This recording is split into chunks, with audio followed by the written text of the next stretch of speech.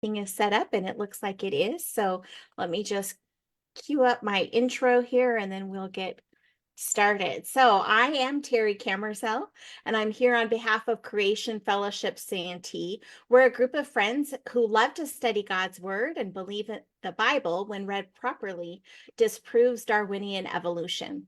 We've been meeting on this online platform since May of 2020. Since meeting online, we've been blessed with about 90, almost 90 individual speakers covering creation science, other theology topics, and even current events. Our goal is to equip believers to be ready to share their faith. And you can find most of our past presentations by visiting tinyurl.com/CFS archives. That's C like creation, F like fellowship, S like Santee, and the word archives. Tonight, we are blessed to welcome back our friend Mark Finkbeiner. Mark teaches geology and electronics to homeschoolers. He leads science adventure tours and field trips and produces physics and Bible experiment films, all from his home area of Central Washington.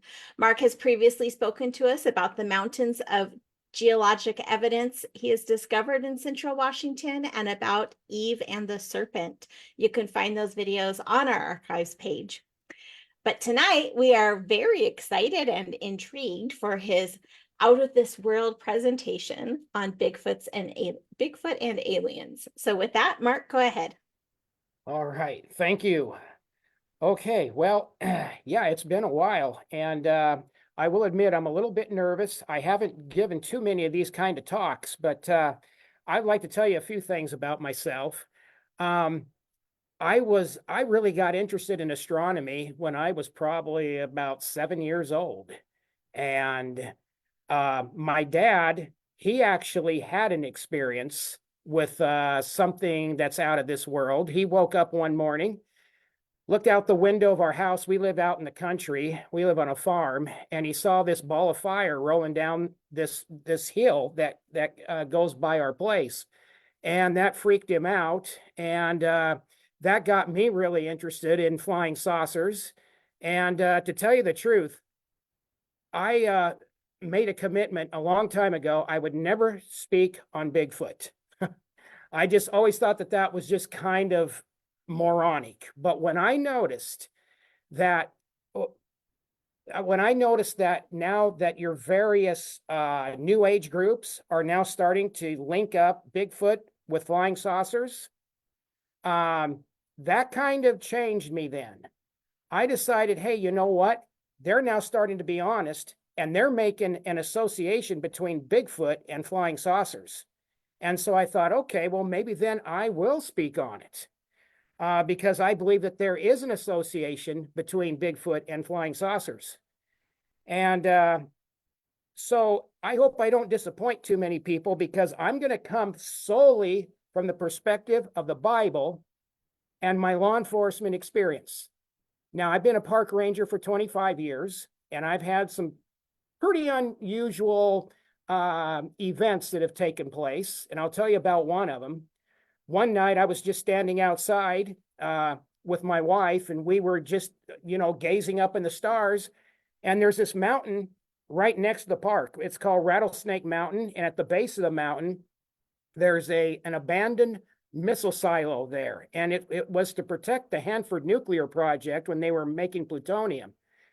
And anyway, we're standing there, we're looking at that mountain, and that mountain just lights up. And I looked at her and she looked at me, and I said, did you just see that? That was so weird. And if you can think of like an arc welder in the dark, okay? And arc welders, they flash on and off. And that's what the mountain did for a split second. That was really weird. So that's the closest I've ever come to anything that might be paranormal or weird or whatever. So I'm going to come from the perspective of the Bible. We're going to start with the Bible, and I'm going to end with the Bible, but I'm going to come from the perspective of my experience in criminal investigation. And I'm the kind of person that has to have evidence, and I just want to know the facts. I don't care about feelings. I don't care about, your experiences. I don't care about experience or feelings. I just want the facts. So that's what we're going to do today. Okay, now I'm trying to advance. Uh-oh. It's not advancing. You had it working before, Mark. Do you need to press a key do you need to press a right key or something like that? That's what I'm doing. Um, okay. Hit the escape key. Okay, I'm doing that. Okay, I see. It was working before. Mm-hmm. Okay. Terry, can you just a second. Okay, I stopped your sharing. Okay. See if you can make it work without sharing. Sorry for the technical difficulties. This was working. We did practice.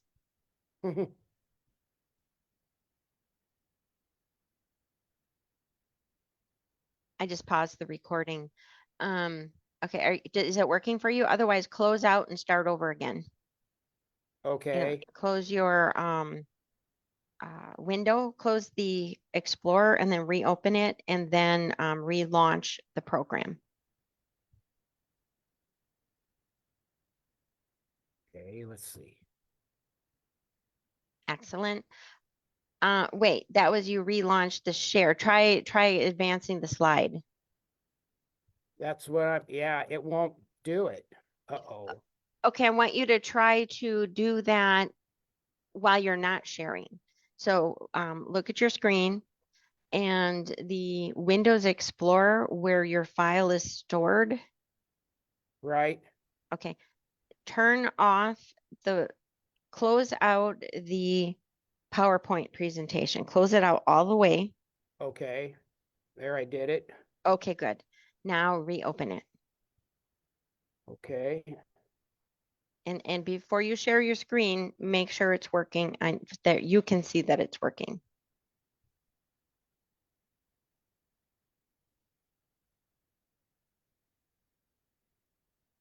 Okay.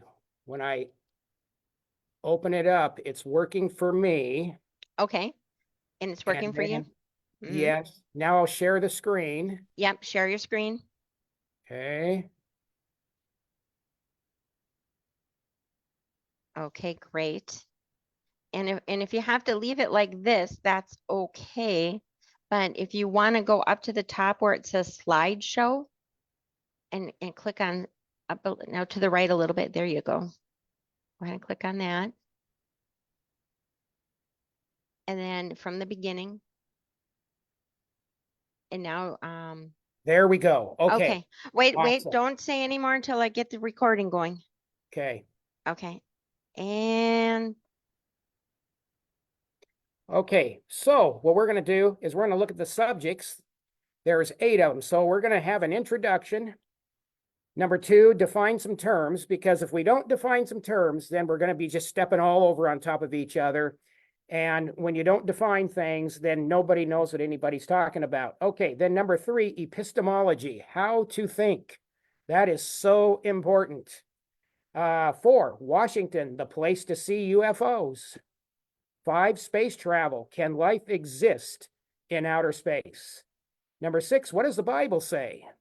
Number 7, spiritual warfare. And number 8, the conclusion.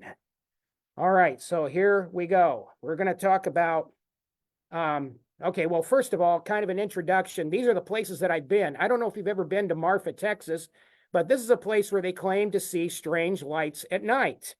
And so my nephew flew me there, and this is Marfa, Texas. They have this place where they have telescopes and stuff. And so at nighttime, they say that you can see strange lights flying around. Well, we went there and we didn't see the strange light, but we did see this. And it was so funny because when we got out of the car, it was dark. And we got out of the car and my nephew says, "Oh, there's a light up there." I says, "Oh, that's just a yard light." He says, "No, I don't think so." I says, "Yeah, man, it's lighting up the yard the parking lot." And then all of a sudden that light turned into this. And boy, everybody got excited. Well, that's not really the Marfa Lights. That was Elon Musk's rocket that he shot off, I believe, from Southern California. And so anyway, then we went to Roswell, and uh, and that was a lot of fun. We went to the UFO museum, and that was very educational. And of course, there's at least 4 different close encounters of the there's 4 different close encounters. They say now there's a 5th. Some people say there's up to a 7th. I'm not sure what that is.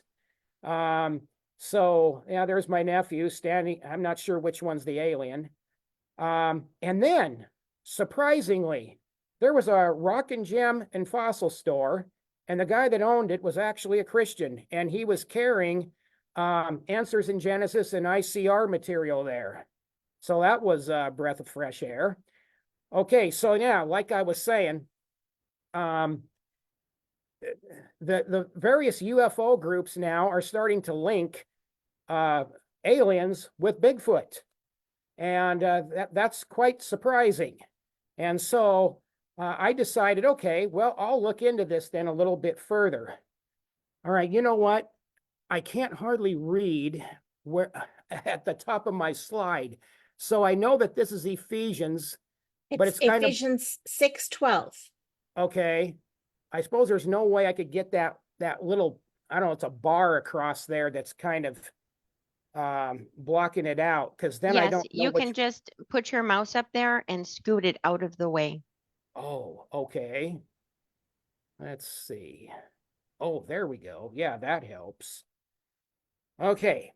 So Ephesians 6:12, it says, "For we wrestle not against flesh and blood, but against principalities, against powers, against the rulers of darkness of this world, against spiritual wickedness in high places."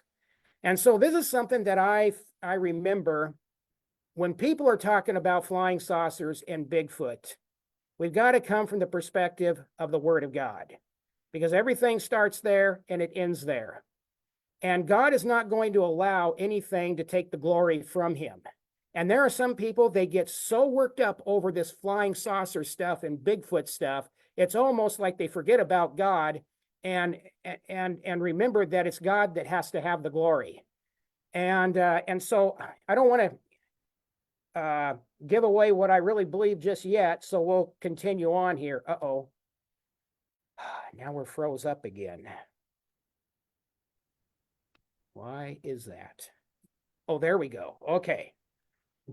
Matthew 24:24. "For there shall arise false Christs and false prophets, and shall show great signs and wonders, insomuch that if it were possible, they shall deceive the very elect." So there's going to be people that are going to do amazing things, miraculous things in the end times. And the Antichrist is going to come, and he's going to do amazing things. He's going to pretend to be Christ. And these are things that we just have to remember, because, when I'm studying flying saucers, I'm actually studying the spiritual realm. And then in Hebrews 13, verse 2, it says, "Be not forgetful to entertain strangers, for thereby some have entertained angels unaware." Now, I think that's talking about the experience that Lot had with those 2 angels. And so there's fallen angels and there's godly angels. And I believe that that's maybe what we're referring to here. Okay, in 1 Timothy 4:1, "Now the Spirit speaketh expressly that in the latter times some shall depart from the faith, giving heed to seducing spirits and doctrines of devils."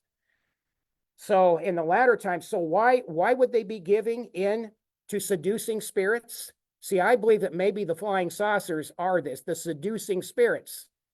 And I'm trying not to give it away just yet. But it says that people are going to depart from the faith, giving heed to seducing spirits. Well, these are demons. That's what it is. Okay. Now we notice that in Hollywood, they are really infatuated with the little green men. So they've made up all kinds of movies like Close Encounters of the Third Kind and Star Wars and E.T. and Independence Day and so on and so forth. So there is a real fascination about the unknown. And of course, we all like the unknown. We like mystery, we like intrigue, but we need to have discernment in these last days. So we need to define some terms. If we don't do that, then we don't know where we're going. So a UFO, I always find it funny when someone asks me or asks somebody, they ask, well, do you believe in UFOs? And I'm thinking, well, yeah, that's a no-brainer. I mean, a UFO stands for unidentified flying objects. So if I took my glasses off and I threw them across the room in front of your face, you might go, oh, what was that? Well, then to you, that was a UFO. It doesn't mean that it came from space. It's just an unidentified flying object. So UFOs are not flying saucers, and flying saucers are not UFOs. And so a flying saucer, well, what is that? Well, it's a saucer that flies. You know, if you ever threw a frisbee, well, there you have a saucer and it's flying. Okay, I'm trying not to be over simplified about that, but a flying saucer is something that you have basically identified, and you may not know where it came from space, or maybe the government made it, or whatever. But a flying saucer is not a UFO in my book. Then you have Bigfoot or Yeti or Sasquatch. Now, this is supposed to be some big hairy beast running around out in the mountains somewhere. You don't hear about too many eyewitnesses seeing them out in the desert. At least I never have. And so what the world is trying to do is they're trying to convince us that Bigfoot is a missing link between man and the apes. And that's where I have a real problem with it. And then we need to identify or define one other thing, and that is the word Christian.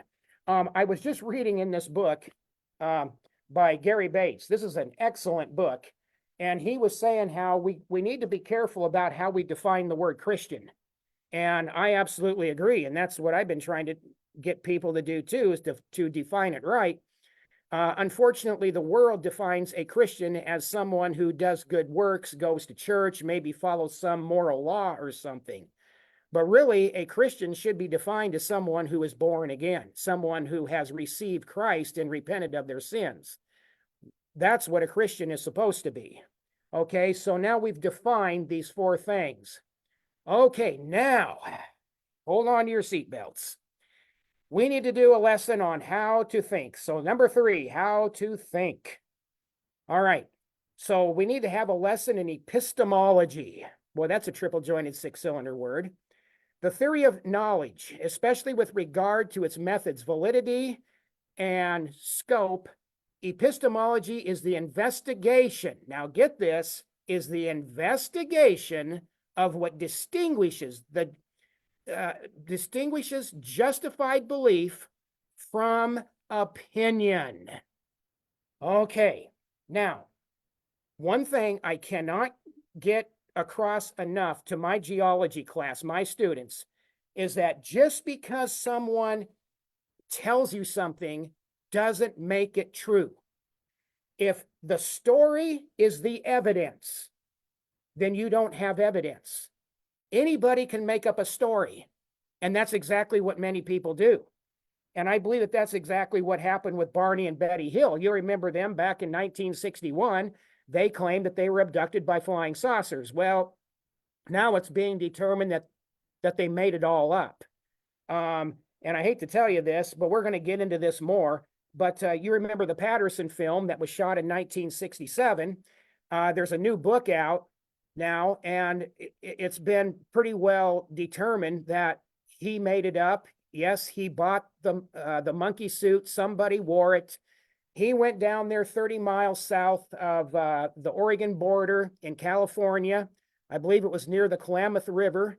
And he did make this film, and the guy was wearing the monkey suit. And the interesting thing is he's from around here. Well, he's dead now, but he was from Yakima, Washington, about an hour, 15 minutes from where I'm at right here.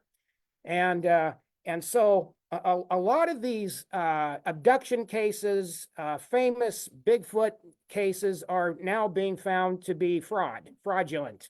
And I know that's not what you wanted to hear. And so we have to have justified belief, not opinion. Okay. So that's why I'm trying to do the best I can to just tell the facts. And if I'm going to tell you some of my opinions, I'll try to let you know. I'll warn you. Okay. Now, look at this. Now that we're in the supernatural, I remember when this happened. In 1997, the Virgin Mary reportedly seen on Yakima Valley traffic signs. Now, I want to tell you something. I'm going to get a little bit ahead here. But when you're in law enforcement and you do criminal investigation, you try to find patterns. Like if somebody is burglarizing a house and maybe there's a serial burglar, what you do is you try to find a pattern. And I'm trying to remember the name now. It's a law enforcement term and it's not coming to my mind. So, like, for example, let's say a burglar breaks into a house, and every time he breaks into a house, he goes to the refrigerator, he gets a bottle of milk and drinks milk before he leaves. And by the way, that kind of stuff happens, believe it or not. And so then you can justify, so you have this justified belief, and it's called circumstantial evidence, that it's probably the same burglar every time. The rash of burglaries are the same. Well, after a while, you think, why are so many of these so-called supernatural events happening in Washington State and Oregon and California? When I was taking criminal investigation, we were told that the majority of serial killers come from the west side and the east side, and mostly the west.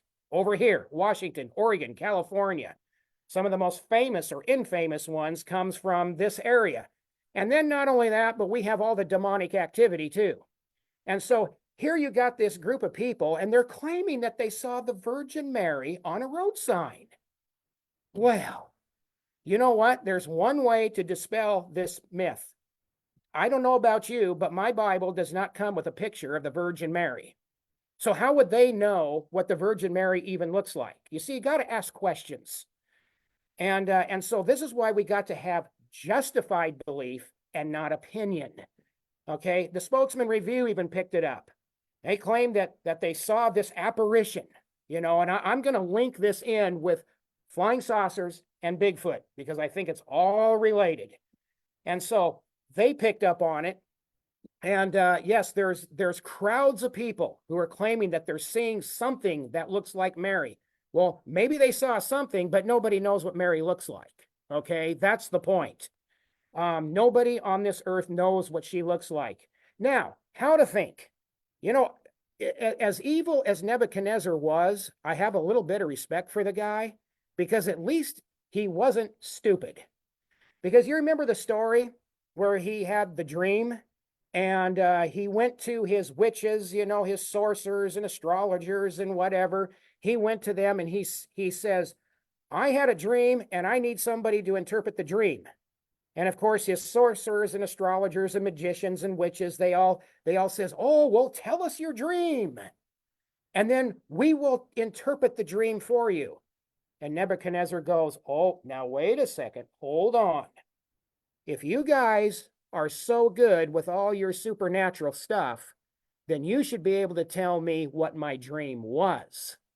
And that's why I get a big kick out of these people who claim they read the crystal balls, and they do the palm reading and they can read your mind and they can tell you about your future and the horoscope and all of that.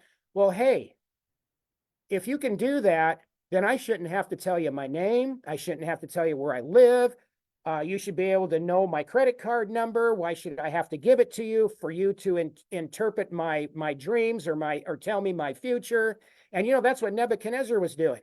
He's putting him to the test. He thought, well, if you guys really are supernaturally capable, I shouldn't have to tell you my dream. You should be able to interpret it without me telling you my dream. Well, then he ended up killing them all because they were fraudulent. And so, see, Nebuchadnezzar knew how to think. We need to be a people that learns how to think so we're not so gullible about all this stuff. Okay, so now I have a question. Why do we have the scientific method, which I like to call the laws of science, which means that in order for it to be scientific, it has to be testable, repeatable, observable, and falsifiable. It has to meet those 4 terms or it's not science. Okay, so why do we have the scientific method, lie detectors, and the 3 branches of government? Well, there's a reason. It's because honest people lie. Yes.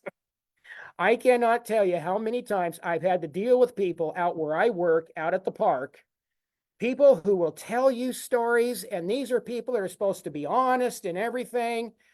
Oh boy. Let me give you an example. You know, in the news media, we are told that you're usually victimized by someone you know. Well, there's some truth to that, but that's not the whole truth. You know, there's a reason for why when you testify in court, you raise your right hand, and I've had to do this many times in law enforcement. You raise your right hand and they make you repeat. Do you solemnly swear to tell the whole truth and nothing but the truth? So help me God. Now, the reason why they're doing that is because they want you to volunteer information. They want, I mean, if you so much as had to swat a fly, they want you to tell them you swatted a fly because maybe that might make a difference, you know, in the outcome of what happened. Bit of an exaggeration, but you know, you get the point. So they want you to tell everything so they can see the whole picture. Well, the news media doesn't tell you the whole picture. So what they'll tell you is they'll say, well, you're victimized by people that you know. Well, that is true if you're out in the world. But let me refresh you or make you let me make your day here a little bit. When I was a sheriff's deputy, I could not believe how many burglaries there were. There was tons of them. I mean, all the time. And I processed a lot of burglaries. And I started to notice something. Modus operandi, that was the word I was trying to think of. Modus operandi. And what that's a system of the way you do something the same way every time. And I began to notice something about burglaries and assaults and murders and just about any kind of crime. There's a modus operandi. Did you know that most people who get burglarized are people who are into drugs? They have wild beer drinking parties at their home, live-in lovers. They're keeping very bad company. But those of you who stay out of the taverns and the bars and the casinos and the nightclubs, and you don't do drugs, you don't have wild beer drinking parties, you know what? The chances of you becoming burglarized is almost slim to none. Yeah, that's right. I only remember one burglary that I thought could have been random and we never solved it. And so anyway, it's important to tell the whole truth. And that's why we have the laws of science and lie detectors and the 3 branches of government, is to try to keep honest people honest. Okay, so here I just shared some examples. Now, look at this, for example. Now, this is not a very good picture, but this is a picture that I took off of YouTube, of a video. Now, the guy that made this video lives in Boise, Idaho, and it was an excellent video of a pterodactyl flying over Boise, Idaho. Now, I watched this and I thought, okay, I don't know if I can believe this or not. So I did some research and I found out, yep, the very guy that made the video admitted that it was fake. He wanted to see how many people he could fool. So see, here's the thing. Videos that were made back in the 60s and 70s are more likely to be the real thing because you couldn't fake stuff. That's why you couldn't fake the moon landing. And I know there's a lot of people today, they're saying that the moon landing never happened, and that's baloney. Yes, it did happen. And so it would have been much harder to fake it back then. But now, with modern technology, and especially with AI, and you don't even need AI, and I know this because I make documentaries, you can fake anything you want. And that is the scary thing about technology today. Technology is going to be our ruin because now you don't even know what you're looking at. But he fooled a lot of people. He fooled thousands of people with this video. And so, yeah, so let's continue on. Then we have the Mars rock. Okay, so you've probably heard of the Mars rock, and and there were astronomers, there were evolutionists that were saying that they found a microbe, something that was once living on this rock. Well, it turns out that that microbe, let's see, that all that was just part of the rock itself. It was just a crystal. That's all it was. And so it says here, the scientific community found the evidence inconclusive after they had fooled, I don't know how many millions of people, thinking that they had found life on Mars because they claimed that that rock came from Mars and that there was fossilized life on it. And all it was quartz or some type of a crystal structure to the rock. Okay, now here we get into the nitty gritty. This is where I'm going to probably make a few people angry, and I'm going to just ruin your day because I come from an investigative standpoint. Okay, so I have a question here in learning how to think. Why is it that every time when somebody takes a picture of Bigfoot, the Bigfoot is grainy? They're terrible pictures. Why can't they give me a really good picture of a Bigfoot? And why can't they capture a Bigfoot? They've been trying for years. Why can't they do that? But yet, for example, we have an endangered species list. And here, the most endangered species are your rhinos, like the Javan rhino. Okay, there's only a few of them left, but yet we can get a good picture of it. See what I mean? That picture's not grainy. It's a great picture. And we can even capture these animals and put them in a zoo. And there's not that many of them left, but yet we can get a picture of them. This is the rarest one. It's a white rhino. They say there's only about 4 of them left, but yet they can get a picture of one. They can capture one. They can put one in the zoo. Why can't they do that with a Bigfoot? I mean, it's a fair question. And then I think this is kind of hilarious. Here you have 2 monkeys. You have an orangutan. You got an ape. Well, they say Bigfoot is like an ape. And yet these here are very rare apes. They're on the endangered species list. There's not very many of them left, but yet we can go out there and get a picture of them. We can get a picture of them. Why can't I get a good picture of a Bigfoot, a Yeti, or a Sasquatch, or whatever? Okay. So yeah, there's only about 18 Javan rhinos left in the world. And then we have the leopard. There's only about 100 of those, but yet we can capture them. We can get good pictures of them. And then what's really surprising is that there's how many right whales are left? I'm not sure what a right whale is, but anyway, they claim that there's only 340 of them, about 340 of them left in the Atlantic Ocean. But yet they're able to get a picture of them. They're able to capture one. I find it strange. Okay, so here's another. Okay, so here's the book that they have about the Patterson film. You know, that famous one of that Bigfoot running through these tree logs down there in Northern California. And they have discovered now that they're pretty confident the whole thing was faked. And I've read all about it and where they got the monkey suit from. They got it from some company that makes monkey suits and stuff. And that's what the guy did. And the guy, he was tired of not having much money. He had a lot of economic problems, and he thought this would be a good way to make a bunch of money. So money was involved. So here's pictures of Bigfoot. Now, why are they so grainy? By the way, this is the Patterson picture. You'll notice the up there towards the brow or the nose and the eye. Well, that's a slit there so the guy can see through the monkey suit. And they say that the guy that wore the monkey suit had a glass eye, and they noticed that his eye there looks glassy. And there's another picture. Oh, there he is again. And so they believe it was faked. And here's another picture of a Bigfoot. Why can't they get a good one like they take of the Javan rhino or the orangutan or whatever? And there's supposed to be another picture of a Bigfoot, but I don't see it. And there's another one.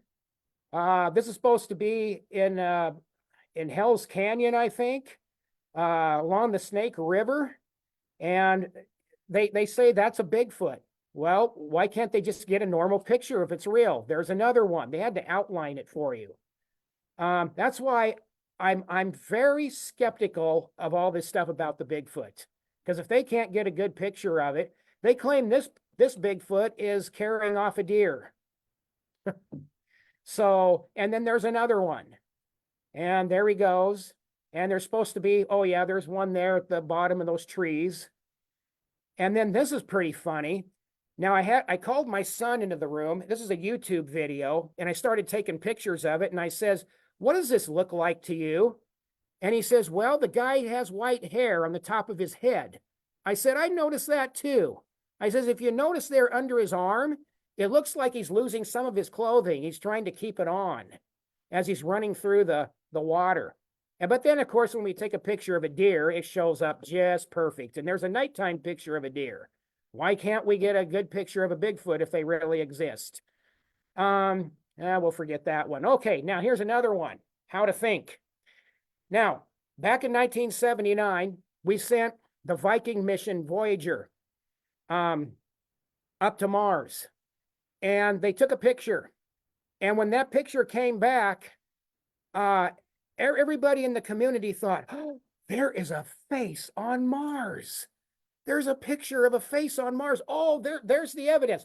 Boy, I'll tell you something. All the flying saucer people, all your cults, and some of even Christians fell for this one because they were thinking, oh, this is evidence of the Nephilim in Genesis chapter 6. I'm not sure how they equated it to that, but anyway, it turns out NASA never believed that that was a face on Mars.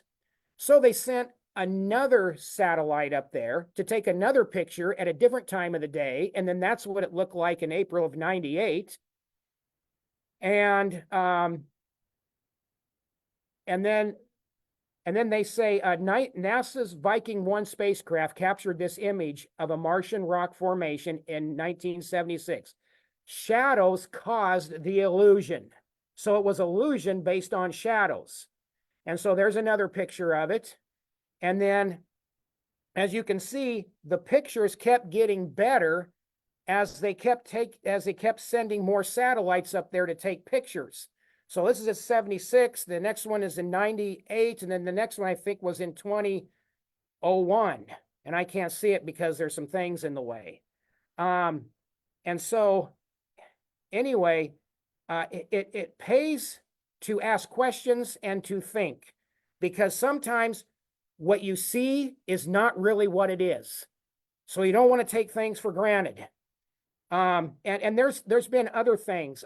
Since it was originally first imaged, the face has been accepted by scientists as an optical illusion.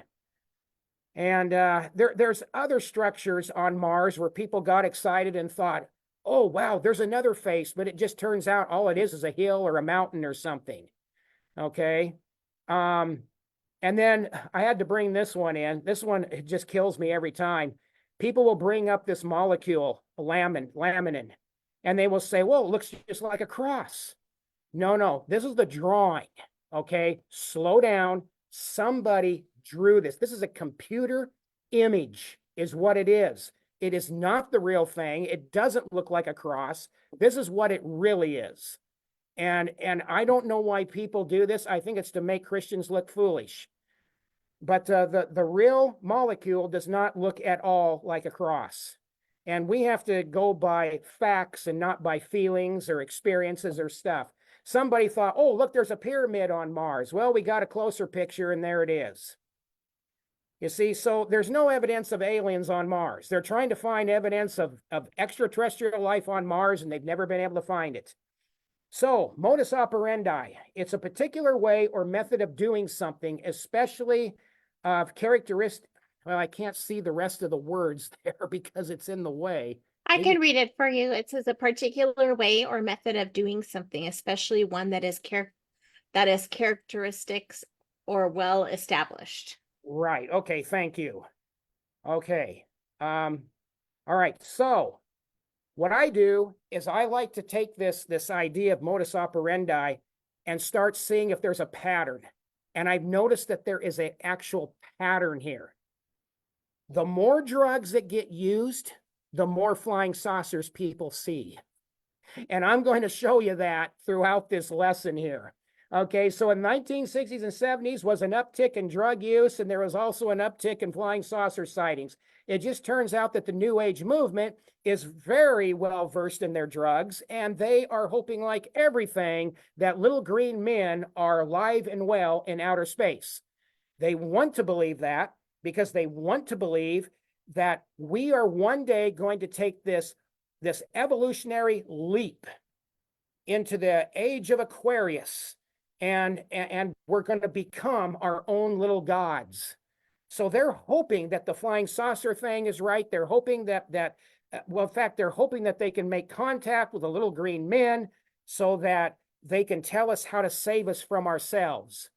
And so as Satanism seems to increase, so does the increase of flying saucer sightings. In fact, now in this book, I wanted to read something here out of Gary Bates's book here real quick. Let's see, oh yeah, right here. He says, but I'm talking about what are known as born again Bible believing Christians. Those who are often, well, let's see, that's not it. Let's see. Oh, I thought I had this underlined. Well, what he talks about here is he noticed that there is a modus operandi. Now, I'm using the word modus operandi. He isn't. But this is what he means. What he's saying here in this book is that there seems to be a correlation with people who are in the New Age movement seem to be the ones that are getting abducted, having close encounters of the third kind, the fourth kind, and he noticed that people who are true born again Christians, they don't have these experiences. That doesn't say that it never happens. Of course, I don't know everything, but he notices, and I've noticed this. The same, we both noticed that there seems to be this modus operandi that people who are very steeped into the occult, into the New Age movement, are the ones that seem to see all the flying saucers. And of course, they're into drug use and all of that. So there's a correlation there. Okay. So yes, the hippie movement, and when all of this stuff is going on, guess what? So in the 1960s, you got the hippie movement. Then in 1962, the United States Supreme Court banned school-sponsored prayer in public schools. The EPA was started in December 2nd, 1970. In spring of 1970, Senator Gaylord Nelson created the Earth Day. Now, that's a guy that was really into the New Age movement as a way to force this issue onto the national agenda. This was kind of the beginning of your environmentalism, global warming, all that stuff. 1973, the board of directors of the American Psychiatric Association voted to declassify homosexuality as a mental disorder. The Pride March, the first one, was June 28, 1970. Since 1970s and 80s, a high activity period for serial murderers. Abortion was legalized in 1973. The 10 Commandments came down in 1980. And guess what? This is when there was a huge uptick in flying saucers. Yeah.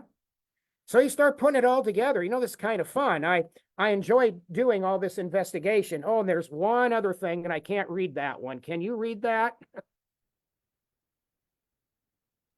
Yes, yes. Are you wanting the whole slide to be read?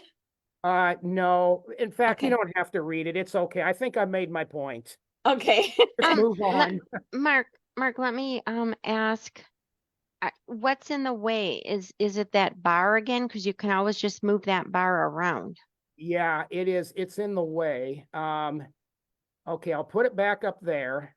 And let's see, we'll just move on from that slide. I don't think I need it. Oh, now when I move it, then my slide doesn't want to advance.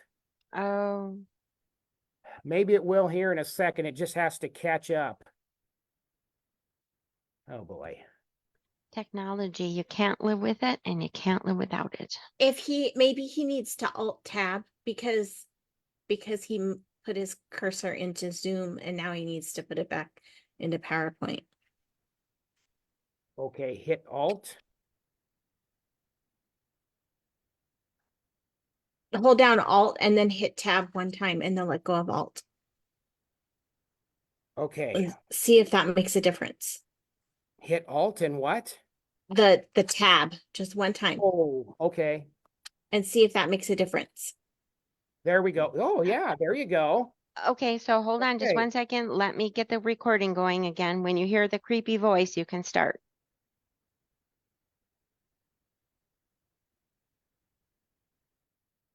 Okay. Number 4, Washington is the place to see UFOs. Well, this is quite interesting, really. So in 1947, Kenneth Arnold, he saw some circular objects flying while he was flying his Cessna near Mount Rainier, June 24th, 1947. And so here in Washington State is where we got the term flying saucer from. So Kenneth Arnold, he says, oh, they're like flying saucers. So that's when the word flying saucer began. And then it's interesting because then just a month later in Roswell, New Mexico, they had that little incident with what people are trying to claim was a flying saucer that crashed just outside of Roswell. And that was in July of 1947. So you start putting all this together. And then it just so happens that the National UFO Reporting Center, and they get approximately 400 reports of UFOs a month. And this is in just a little town of Davenport, Washington. So here we go again, Washington. And of course, there's the news clipping about Roswell. And we'll move on. And so I made a trip to Roswell and went to their UFO museum and saw all this stuff. And of course, Area 51 claims that they have an alien. And I really doubt that. But so there has been over 4 million sightings of UFOs over a certain period of time. And so I would say, yes, not everybody is lying. There are some legitimate sightings. But we always have to remember there's more mental illness now than ever. And if the story is the evidence, then you don't have evidence. Oh boy, what was I going to say about this one? Yeah, you have to be careful about the stories because anybody can make up a story that they want. You know, I could say I saw a pig fly over my house. I saw a flying pig, or I milked a chocolate milk cow. Okay, if all you have is the story, then you don't have evidence. That's not good enough. Now, in my geology class, in the first 2 classes, we do a thing called Christian apologetics. And what I do is I tell my students, okay, we're going to build a house. And I'm going to be the foreman. I'm going to be the lead guy here. And so I ask them, how long is a foot? And they say, well, a foot is 12 inches long. And so I tell them, okay, I want you to put out your hands like this. And I want you to tell me, without a measuring tape, I want you to tell me exactly what a foot looks like to you. So some people put their hands like this. Some will go out here like this, you know. They all got a different idea of what a foot is. And so I tell them, I say, okay, we're going to build this house without a measuring tape. Oh, they all look at me like, what? Well, how are you going to do that? Well, hey, you know, I'm just keeping up with the times. You know, I don't want to offend anybody. I want to be all inclusive.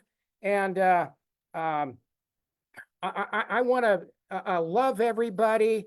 And we don't want to make anybody feel bad or feel left out or whatever. And we want to accept all beliefs. So we're not going to use the measuring tape. So then I ask him a question. I say, how do you think this house is going to look like once we get done? And one student, he raised his hand. He says, well, I don't think we're ever going to get that house up without a measuring tape.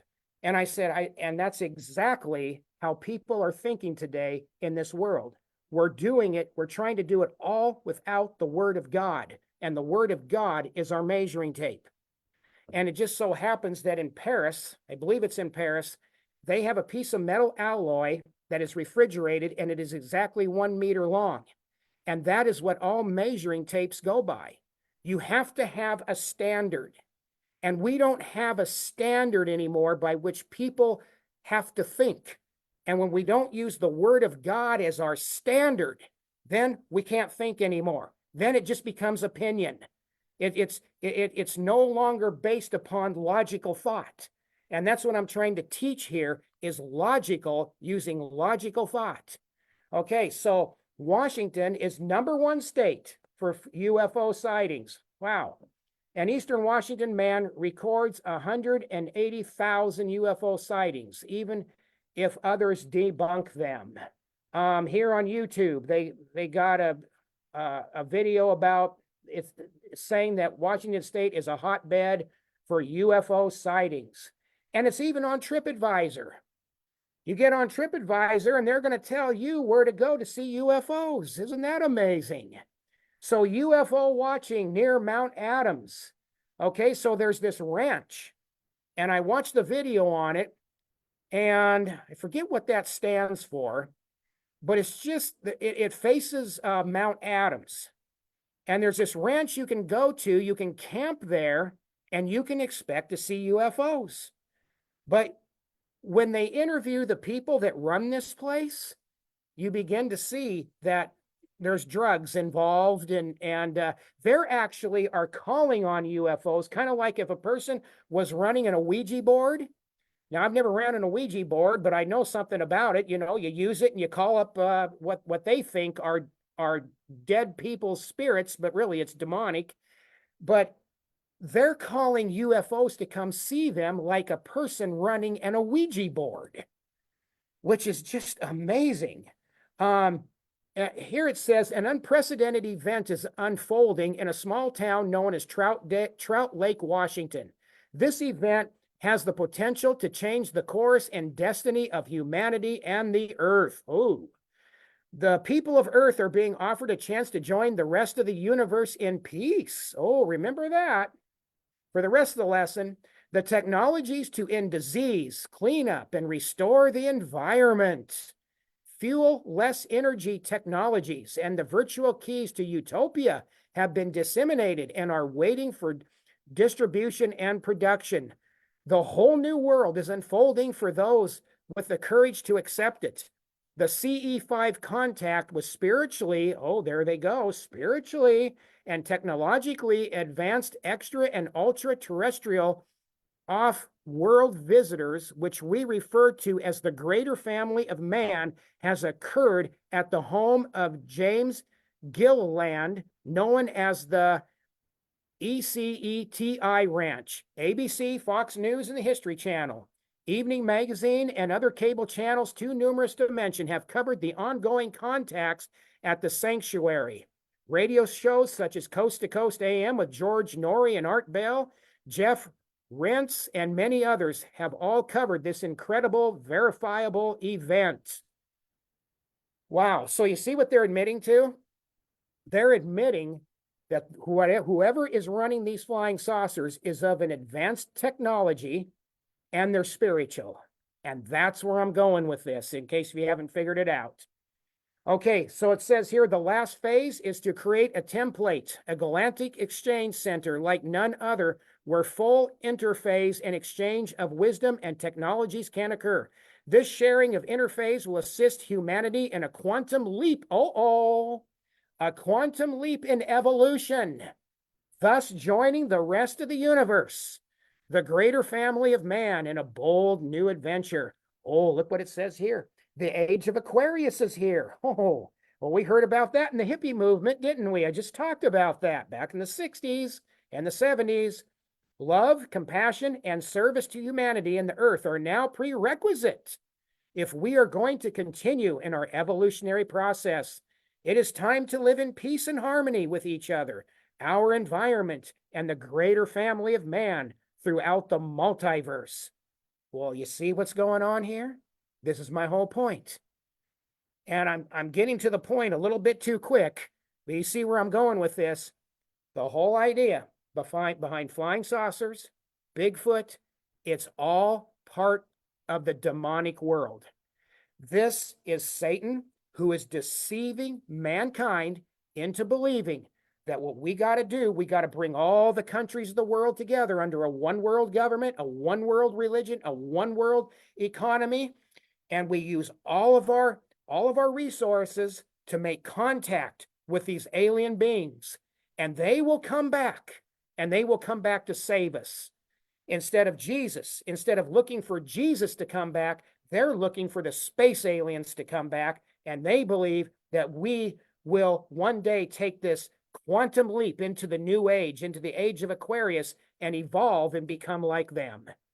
Wow, that pretty much, I didn't mean to get that far along yet. But anyway, here, High Pass and Winchester Mountain, Washington, Twin Lakes weekend camping.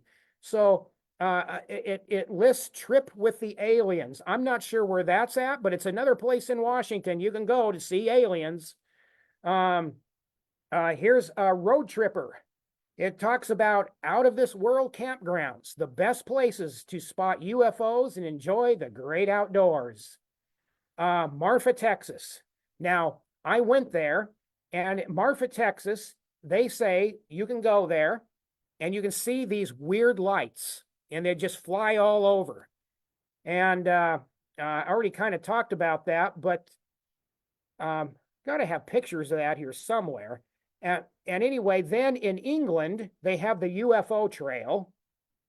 Now, what was I got to move this. Oh, I can't see it. Hopefully I can still advance. I'm not sure what that is. Yeah, it says, what does the Bible say? Number 5, what does the Bible say? And it has Earth there. Right. Okay, thank you. Now I know where I'm going. Okay, so what does the Bible say? Oh no, now it's not advancing. What did I do before? Hold down the Alt button and then just hit Tab one time. Okay. And then you should be good. There we go. There you go. Okay, Okay. hold on for the creepy voice. Now, can you see that one, or do you need me to read it for you? I can see it. Yeah. Okay. I got it memorized. Genesis 1:1. Good. So, yeah, what does the Bible say about all this? Well, here's the thing. I always caution people, and if you're ever a criminal investigator, you got to be careful that you don't read more into something than what is there. That's what's important. Now, Genesis 1:1, it says, now listen to me carefully. Make sure I don't make any mistake here, okay? Because sometimes I make a mistake reading this verse. So Genesis 1:1, in the beginning, God created the heaven and Mars. Oh, whoops, it doesn't say that.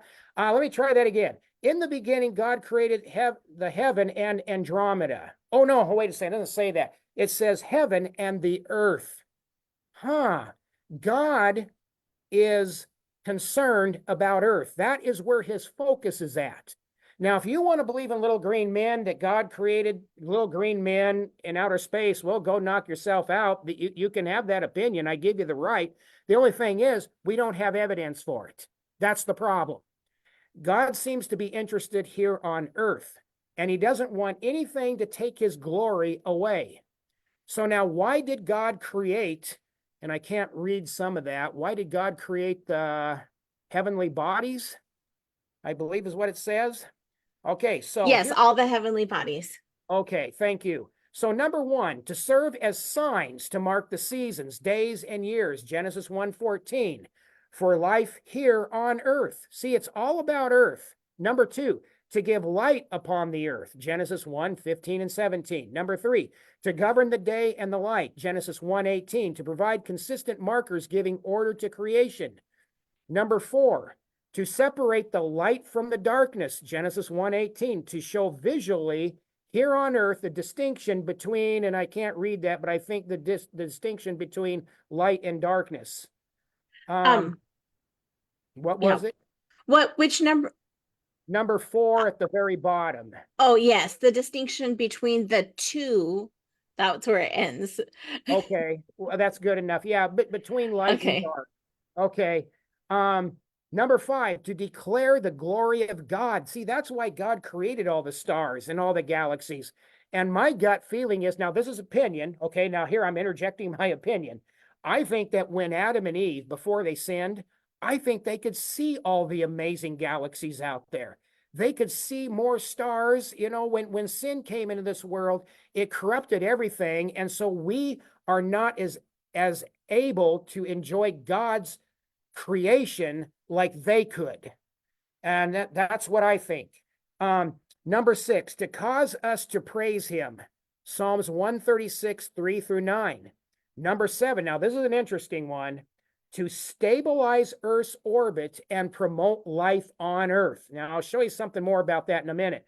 Number 8, to reveal his attributes to mankind and to draw mankind to call upon him. Romans 1:20, 10, chapter 10 and 18. Okay, so this astronomer, French astronomer, he says the other planets stabilize Earth's orbit and therefore promote life on Earth. That is Pierre-Simon Marquet de Laplace. He's a French mathematician, astronomer, and physicist, and he noticed that I don't know if he's a Christian or not, but he figured it out, that all the other planets are there to stabilize planet Earth. Okay, so God is concerned with Earth. When Jesus died for our sins, he didn't go to Mars, he didn't go to Pluto, he didn't go to Andromeda, he came to Earth. So God is concerned with the planet Earth. In Psalms 19:1, it says, the heavens declare the glory of God, and the firmament showeth his handiwork.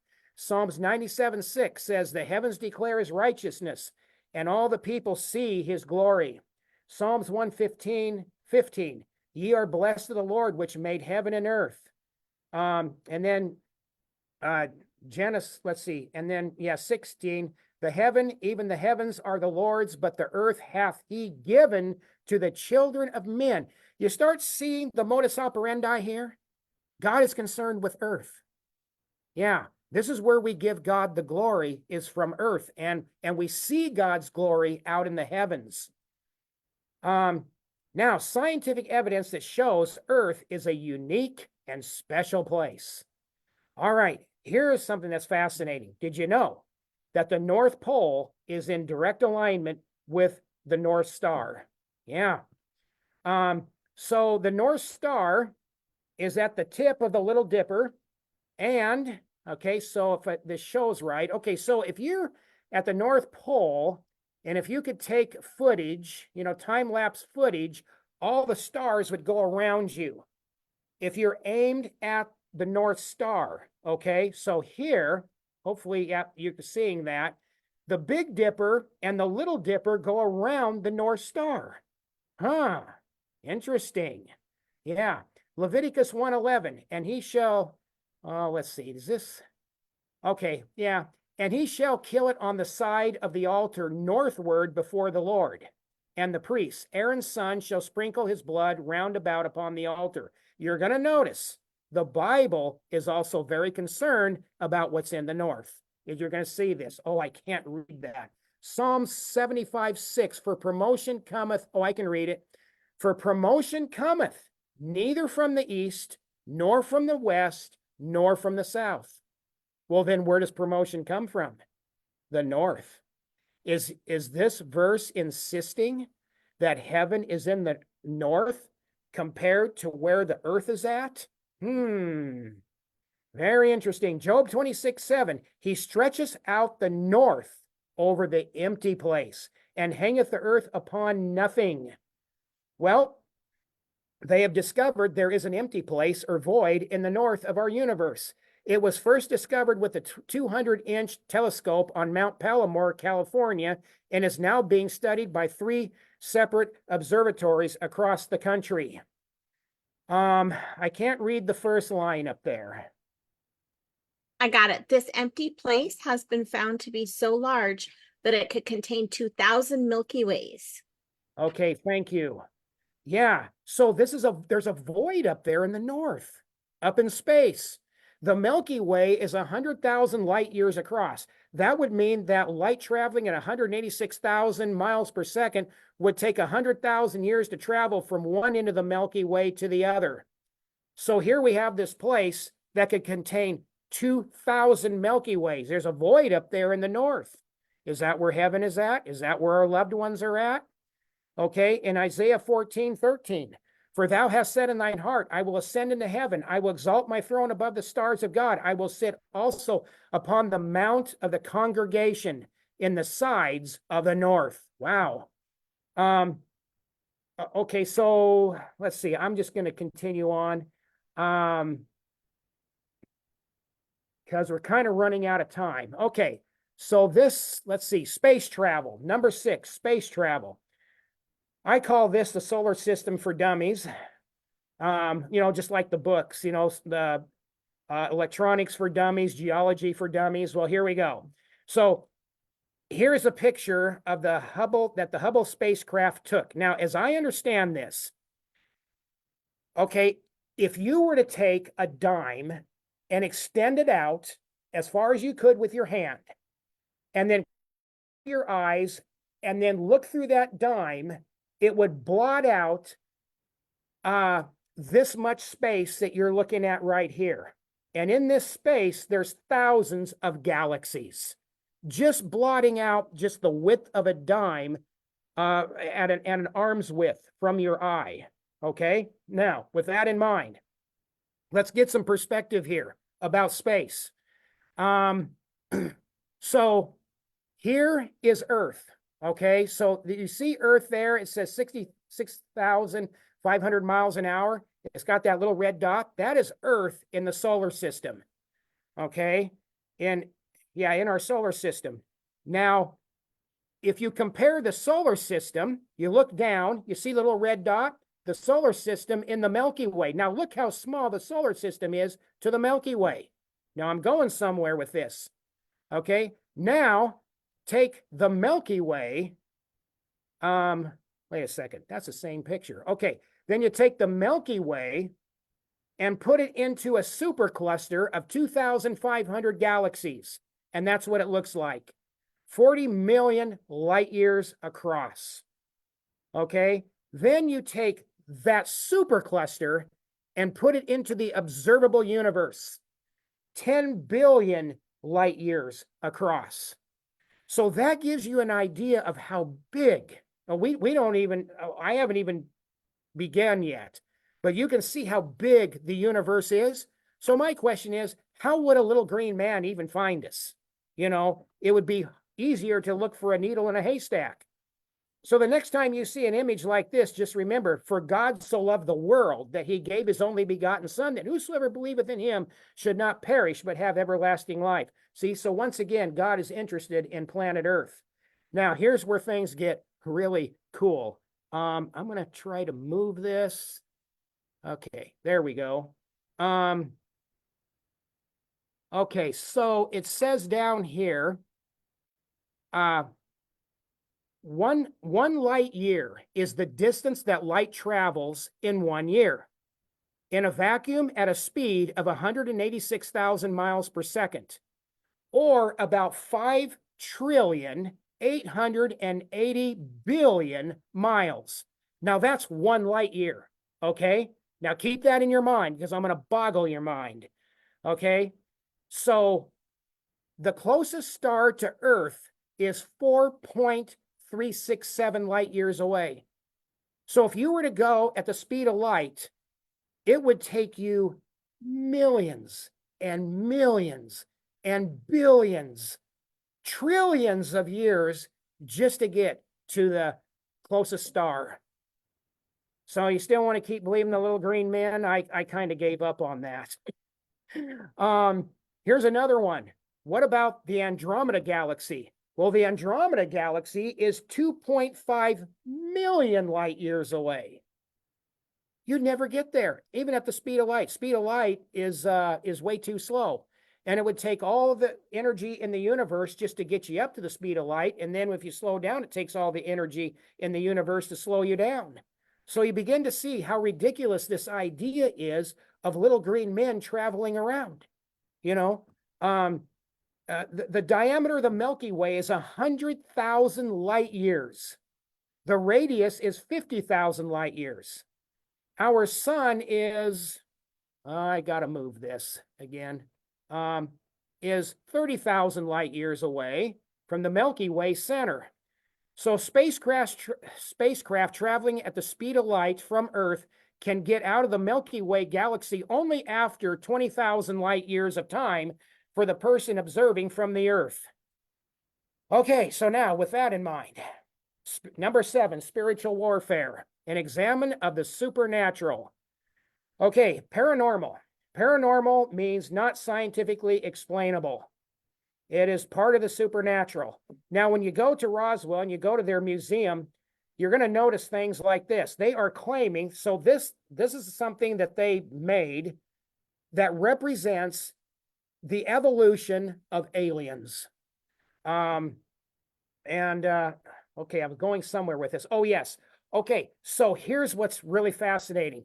So the guy that created the Close Encounters of the Third Kind, Steven Spielberg, he did something in this movie that should just take you back, because this is what he did.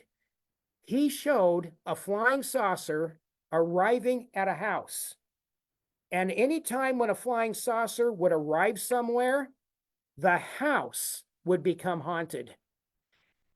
So the flying saucer, when it came by, the rocking chair, remember the rocking chair went back and forth? And then the toys started moving around by themselves? What was Steven Spielberg insinuating? He was saying that the same thing that runs flying saucers run haunted houses. How did he know? So a close encounter of the fourth kind is a UFO event in which a human abducted by a UFO or its occupants. That's the fourth kind. 2 Corinthians 11:14, and no marvel, for Satan himself is transformed into an angel of light. So I would say that these so-called space beings, these flying saucers, has something to do with Satan, and it has something to do with light. That Satan is an angel of light, and he can go at the speed of light. Now, the Spirit speaketh expressly that in the latter times, and I think we're in the latter times, some shall depart from the faith, giving heed to seducing spirits and doctrines of devils. And boy, we are seeing that happen. And there are people now, there's big groups of people, they go out in the desert, and it's just like they're running in a Ouija board. They will actually ask the flying saucers to come and visit with them and talk to them. We are seeing a huge delusion. What does that say at the top? That says how to know when Satan is speaking. Oh, thank you. Okay. So how do you know when the devil is speaking? Well, it's when he questioned God's word, like he did in Genesis 1:1. He asked Eve, did God really say that? I've actually heard about this happening before. Close your Bible and listen to me. You know, every cult leader would like to believe they are the privileged one, the chosen one that is more special than anyone else, handpicked by God. And B says, if it does not agree with Scripture, if it doesn't agree with Scripture, well, then it's not coming from God, obviously. Teaching a different Jesus, 2 Corinthians 11:4. So teaching a different Jesus, and we're seeing that happen a lot because these different New Age groups, they're saying, well, these aliens are going to save us. And then eventually they're going to be serving the Antichrist. The Antichrist is going to come and he's going to appear like as if he is Jesus. I thought this was interesting. In Job chapter 4, we have Eliphaz, and he had an encounter. He fell asleep, and this is what he said. Even as I have seen, they that plow iniquity and sow wickedness reap the same.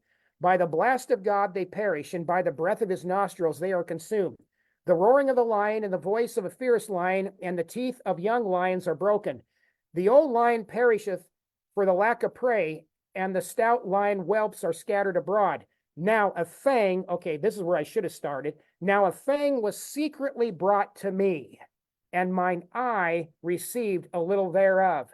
In thoughts from the visions of night, when deep sleep falleth on man. So he fell asleep, and he had a dream. Fear came upon me, and trembling, which made all my bones to shake. Then a spirit passed before my face. The hair of my flesh stood up. It stood still, but I could not discern the form thereof. An image was before mine eyes.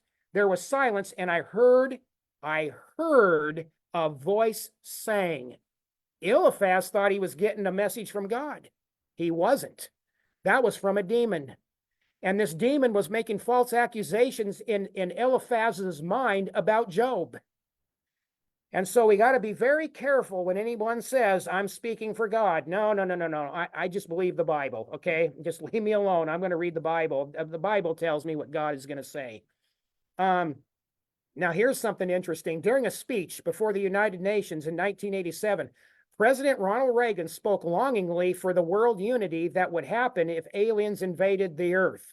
He did say something like that. I think a lot of us heard that recording where he said, wouldn't it be something? I remember him saying this. Wouldn't it be something if we found out that there really was life in outer space? And then he said something about the fact that if that was true, it would cause all the nations of the world to come together and we would have peace. That's what he was insinuating. So you think about it. So this is, I would say that this is a demonic message, and these demons are masquerading as aliens and even Bigfoot. Okay, so in this is First Thessalonians, spiritual warfare. Okay, even him whose coming is after the working of Satan, power and signs and lying wonders, and with all deceivableness of unrighteousness. And I have to move this so I can, okay, unrighteousness in them that perish, because they receive not the love of the truth. So see, there's going to come a time when people are not going to love the truth. And boy, don't we see that? Everybody's getting offended now, that they might be saved.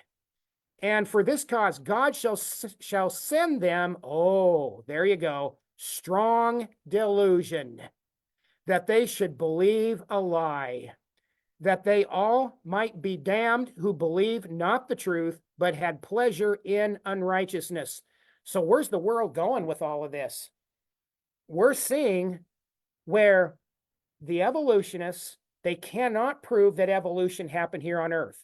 So they're pushing this idea called panspermia, where the little green men fertilized the Earth and started the human race. Now, the human race has to go into this age of Aquarius, has to go into this leap of evolution, so that we can become more like the space aliens, and the space aliens will come back and save us from ourselves.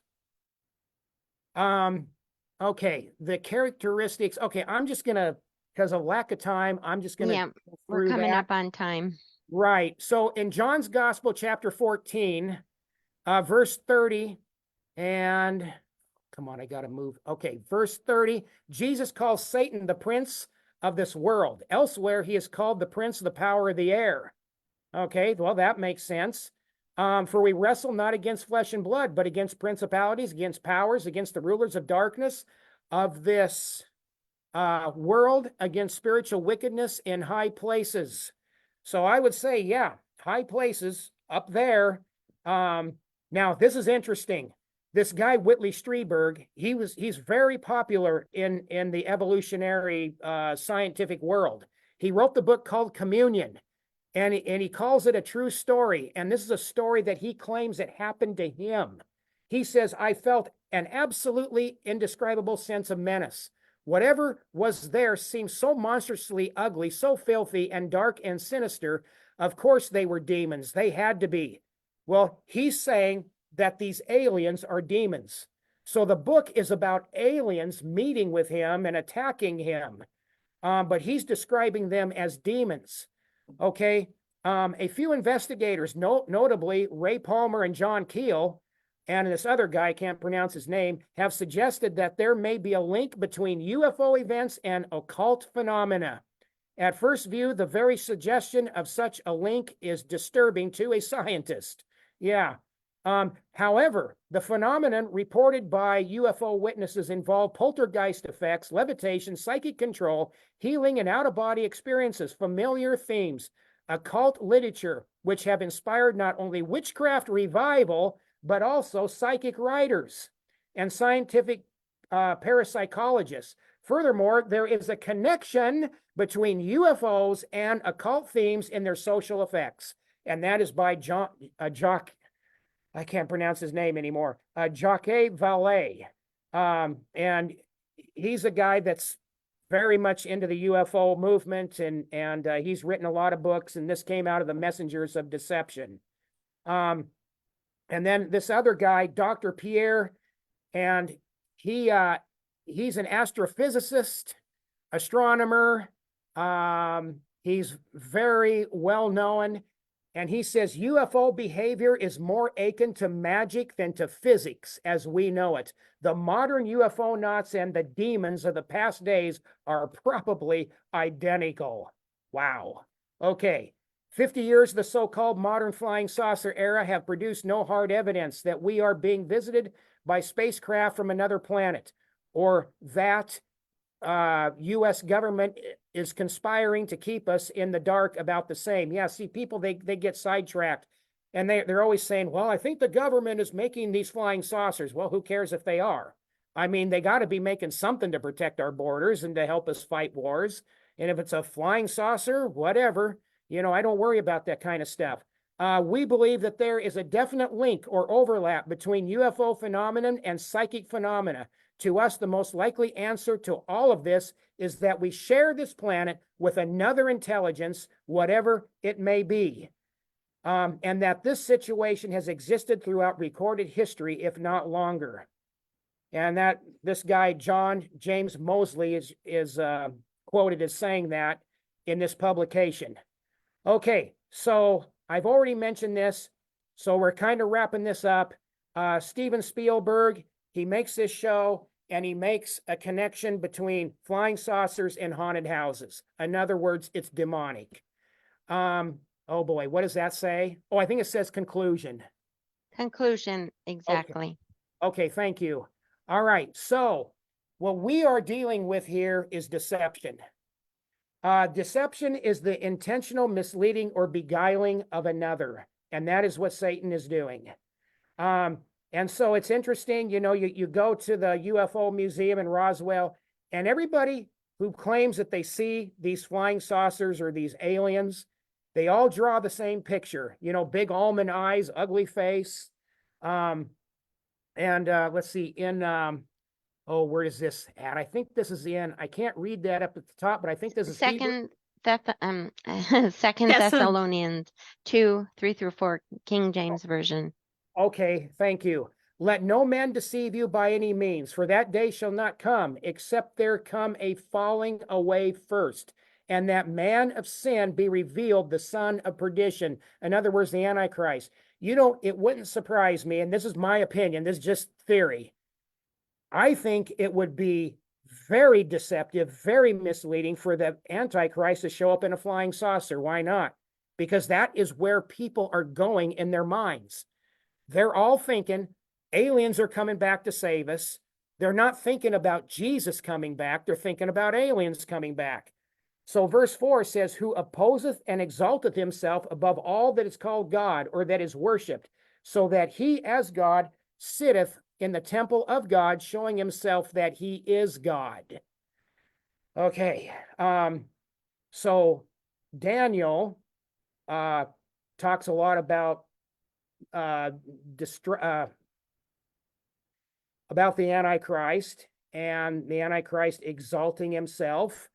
I'm going to have to move this out of the way so I can read this. Oops. Whoa, where'd I go? Okay.